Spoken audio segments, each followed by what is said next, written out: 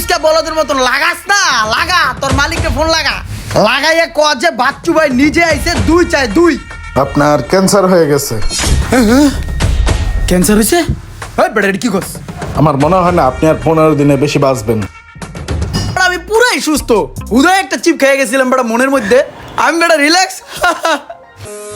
ওই চিন্তা ভাবনা করছি এখানতে জিমে ভর্তি হম, বুঝছস? ডাম্বাল ডুম্বাল মারলে জিনিসটা একটু ফুললে, মাসাল মুসাল ফুললে পোলা পানে ভয় পাবো, বুঝছস?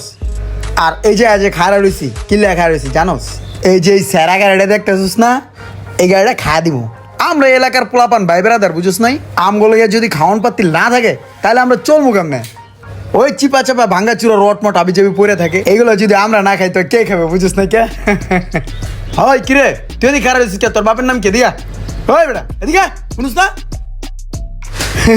ওই যে দেখছিস পোলাপান ভয় পেয়ে গেছে গা। ও না যদি জিম করি না ওর